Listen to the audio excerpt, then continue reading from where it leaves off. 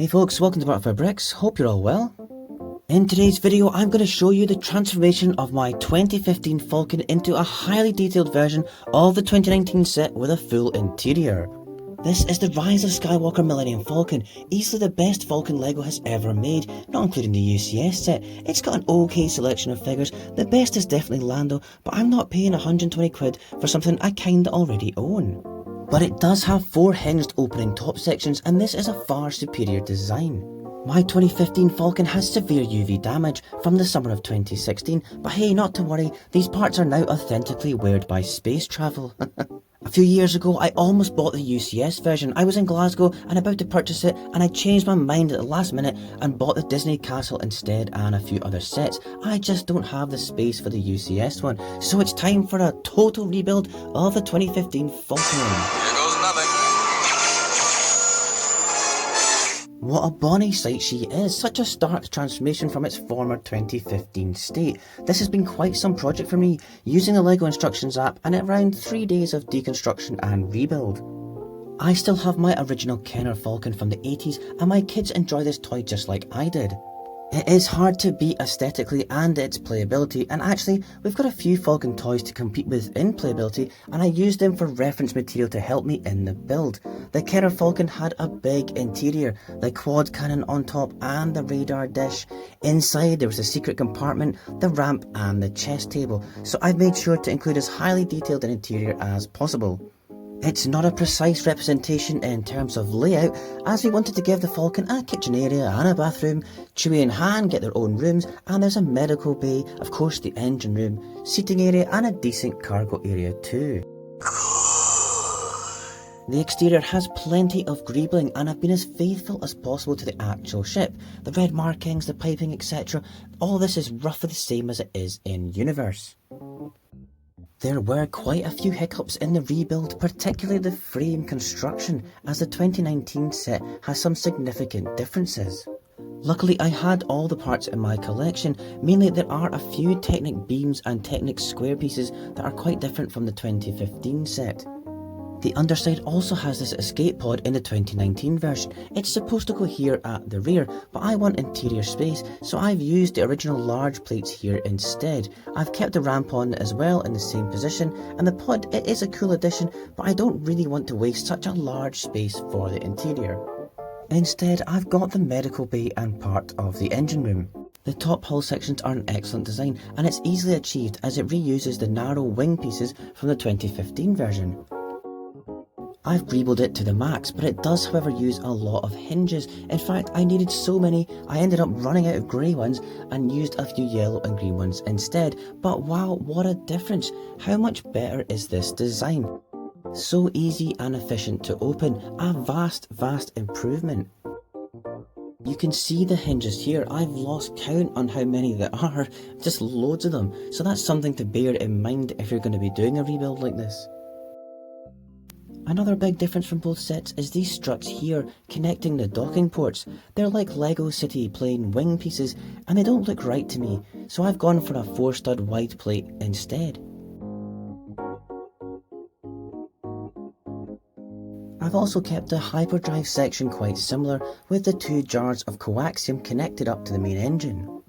It's a nice touch with a wee nod to the Solo movie. Around the rear sublight engines, I've kept the blue pipe that runs along the side instead of the blue tiles which are in the new 2019 set. I have changed everything else around it though, following the 2019 instructions, and it looks so much better than the old one, particularly these wing pieces which are much better in shape. By the dish, you can really see the discoloration on the tiles here. I couldn't have asked for a better look, they're very authentic. And the dish itself has a little bit more detail, the attachment is slightly different, and I've inset a second smaller dish on top of the larger one. There's a few black studs to show the battle damage, just like the ship appears in the movies also. On the back you can see a bit closer the details. I kept the heat exhaust stickered parts, they look fine, and there's a wee bit of a black greebling to sort of show the smoke marks from the exhaust there. So around the front there's this tricky middle piece which actually took a lot of work. I narrowed it at the top to 4 to 5 studs, whereas at the bottom it's 6 studs wide. It adds perspective and it closes a lot better than a large 6 stud plate did before. And either side of that I filled in the quite wide gaps from the original set with a lot of slopes and tiles.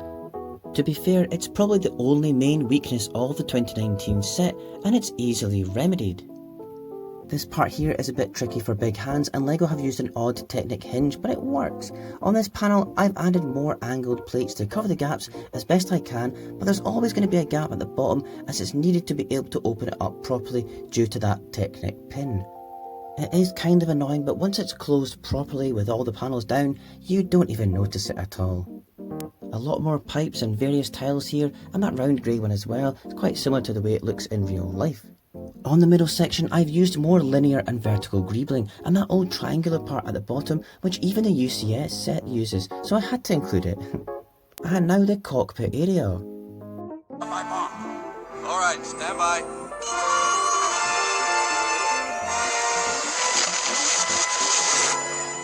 The 2019 build, although similar, it is much better in how it attaches. You can fit two figures easily as well, side by side, and the classic Lego red mug is here. So yeah, just a better design all over. Not too much to add in terms of modification here. The cockpit piece is a fantastic part by Lego, and it's in perfect proportions. In fact, this whole section is a lot further back than it was originally in the 2015 version, but I've greebled a bit more around the corner here. And on these docking ports I've popped the round TIE fighter tiles here, just kinda looks right, and there's more detail on top here as well. The mandibles at the front have some simple greebling, using a few studs on side blocks which are built in between these wing plates. These sections are much larger in the 2019 version.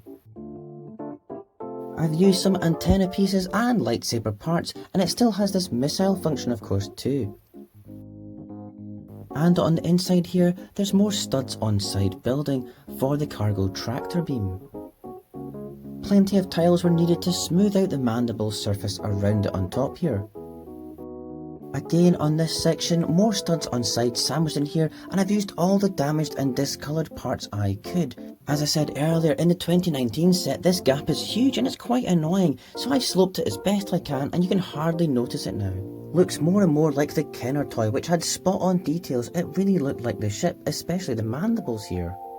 I've tried to get my Lego version as close to this as possible. It is such a great toy, however it is quite big and hard for kids to fly about. The undercarriage was cool though, and it was well integrated, but mine always did collapse at the back a bit too easily once it was landed.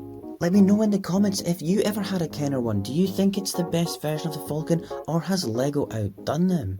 So the interior, let's take a closer look. Every space has been used. I've crammed it in this build.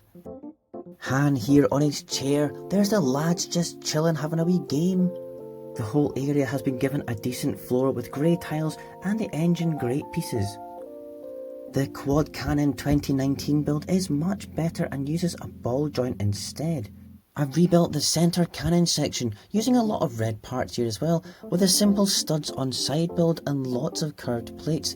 The minifigures can go in this too. It remains pretty much unchanged from the 2015 version. Chewie's room here in the corner, he has a hairbrush of course, and his bowcaster and a nice picture of his girlfriend, or is that just a cat calendar? Who knows? I've added the white tiles here to give that classic Falcon curved corridor look as well. And now it's Han's room with the same bed design as Chewie, and he's got some chocolates to give to Leia later, and a Lego set he's going to build on his day off maybe. Here's the hyperdrive and some coaxium of course for the engines, and I like that printed tile from the 2015 version, so I've reused it here. Oh, and the hydro spares are here on the floor in this container. Han will probably need them later on. And here's Princess Leia looking after an injured Luke here. I probably should have pulled his hand off to be more authentic. I think I've captured the way this looks quite well. Oh, and remember this scene.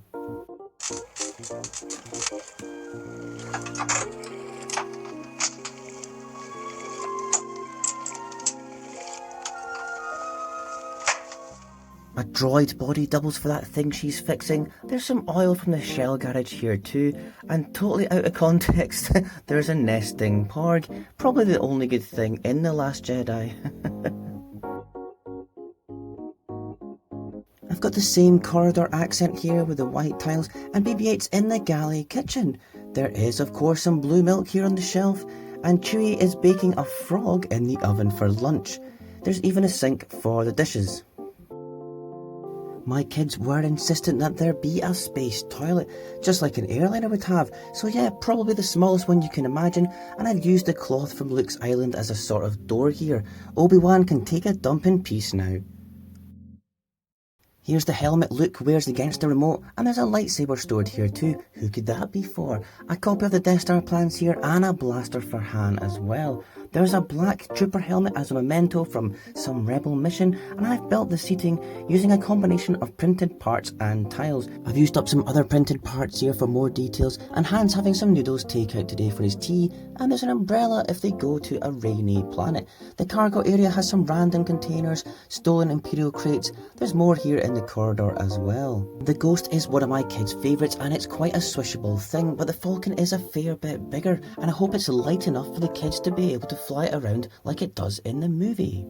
Also, the 2015 version used to break quite easily underneath, and with all those top flaps, they used to open when you tilted it around. It is now a bit heavier, but it's definitely swishable, and the flaps are heavier so they don't open up.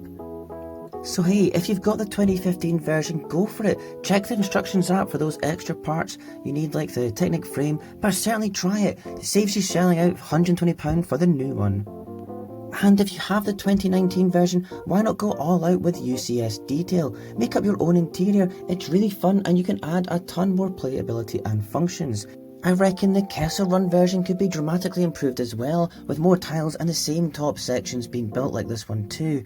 Are you a fan of the 2019 version? Do you agree it's the best design so far, or was the Kessel Run your favourite? Have you done a UCS style rebuild? Let me know in the comments. And hey, if you like what I do here with simple mocks, money saving tips and all the good stuff, then subscribe for more. Do it. And hit the notifications so you don't miss a thing. And check out my other videos here too. Bye.